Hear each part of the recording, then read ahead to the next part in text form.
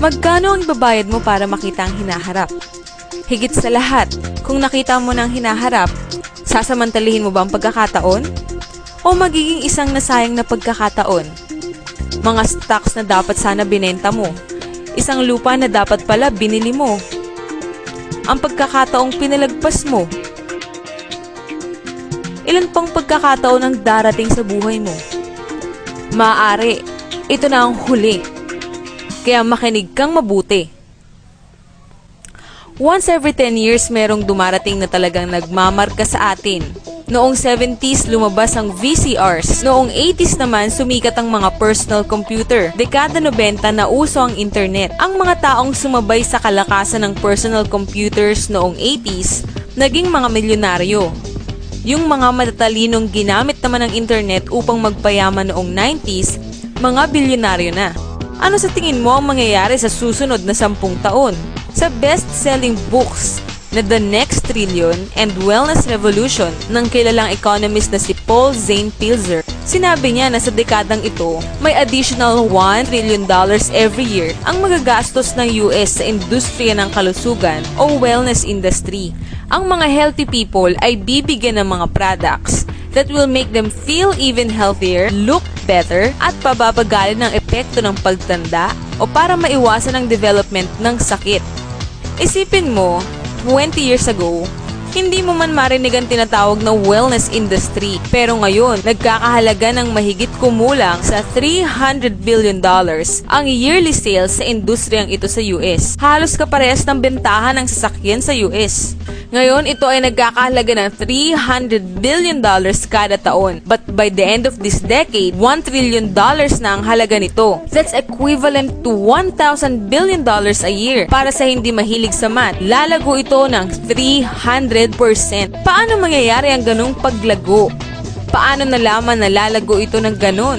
Dahil yan sa mga baby boomers. Naririnig mo na sila this past 20 years. Sila ang mahawak ng ating economy for over 20 years. Ito na ang tamang panahon para makasama ka dito. Ang mga baby boomers ay umiidad 40s and 50s. Ito ang mga taon ng kalakasan ng kanilang pagkita. Mas maraming dollars at maraming panggastos. Ang mga boomers ang nagpalago sa housing industry, SUVs, personal computers at internet. In short, ang mga baby boomers ang bumubuo sa 6 trillion ng $12 trillion economy ng US. Although less than 30% sila ng US population, binubuo nila ang kalahati ng gross domestic product ng US. Higit sa lahat, nakahanda silang magdagdag ng 1 trillion sa $6 trillion na ginagastos nila para mapanatili ang isang bagay na higit pa sa kanilang SUV, kondo o computer man.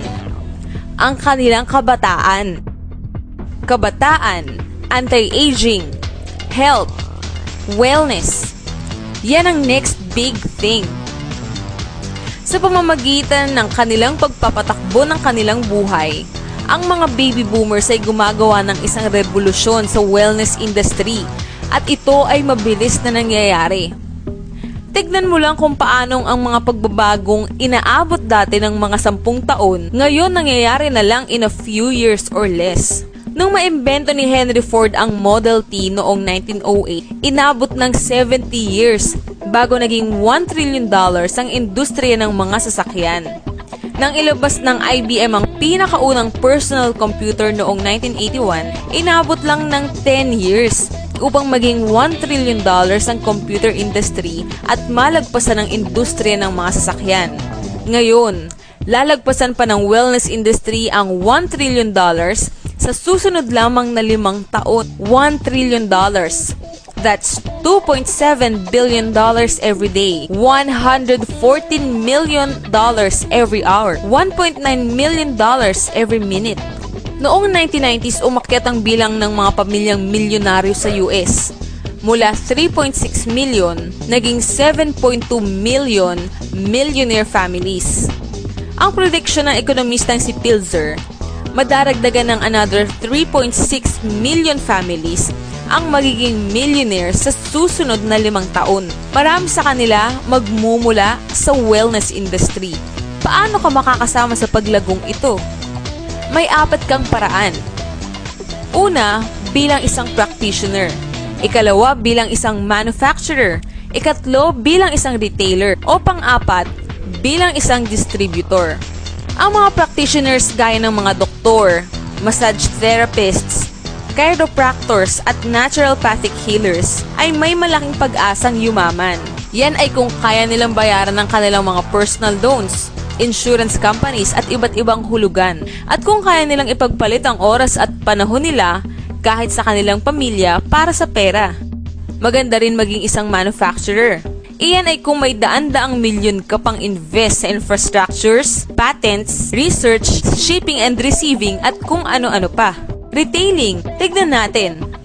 Meron kang pambayad sa franchise fees? Kaya mo ang 7 araw na pasok kada linggo? May pambayad ka sa advertising? Kaya mo mag-monitor ng inventory? At higit sa lahat, mag-aayos ka ng mga problema sa mga empleyado mo? Distribution? Exactly. Dahil ang pinakamalaking kayamanan nitong mga nakalipas na 3 dekada ay nanggaling sa mga taong natutong husayin ang pamamaraan ng distribution ng mga bagay-bagay kesa husayin ang pamamaraan ng paggawa ng mga bagay. Gaya na lamang nila Sam Walt ng sikat na Walmart at Fred Smith ng bantog na Federal Express. Pero kung sina Walton at Smith ay nakahanap ng mas magagandang pamamaraan para makarating sa mga mamimili ang mga produktong gusto at kilala nila, ang mga bagong distribution billionaires ng dekadang ito ay yayaman sa pamamagitan ng pag-distribute ng mga products na mas madalas ay hindi pa kilala ng mga mamimili. Ang mga bagong distribution billionaires gaya nila Jeff Bezos ng Amazon.com ay yumaman sa pamamagitan ng pag-educate sa mga mamimili tungkol sa mga bagong products at bagong pamamaraan ng pag-distribute ng mga produkto. Ito ay tinatawag na business at the speed of thought. Better products, better distribution, mas maganda ang opportunity. Bakit? Dahil mayroong 78 million baby boomers na may $1,000 billion in cash na handang gumastos. Gusto nilang mag-drive ng sports cars, mamasyal, mag-enjoy, ayaw nilang tumanda, at handa silang gumastos para lamang manatiling bata, malusog at puno ng buhay. Sa susunod na 5 taon, ang mga US baby boomers ay gagastos para sa mga produktong may kinalaman sa kalusugan. Mula $300 billion ngayon hanggang $1 trillion every year. Handa ka ba? Ang mga taong nagparinig sa iyo ng video na ito ay magpapakilala sa iyo ng isang pamamaraang subok na at successful. Isang pagkakakitaang pwede mong gawing part-time sa bahay na walang involved na malaking investment, walang mga empleyado, at walang sakit ng ulo. Hindi gaya ng traditional na negosyo. Isang negosyo na sa iyong spare time, pwede kang kumita mula ilang daang piso hanggang 100,000 piso kada buwan. At dahil isang negosyong pwedeng gawin sa bahay, madaragdagan ka ng kita dahil sa mga matitipid mo sa tax. Imagine 1980 ngayon, 25-year-old pa lang si Bill Gates at naghahanap siya ng mga taong makakasama niya sa kanyang bagong itatayong kumpanya. Inaakala niyang magiging isang malaking negosyo ang personal computers. Ikaw, ano naman ang gagawin mo sa panahon ngayon? Tandaan, si Sam Walton ay nagsimula ng Walmart noong siya ay 44 years old. By age 61, siya ng pinakamayamang tao sa mundo. Ikaw, anong excuse mo? One thing is for sure, kung napanood mo ang video na ito at kung nakinig ka, hindi mo pwedeng sabihin na hindi mo ito nalaman.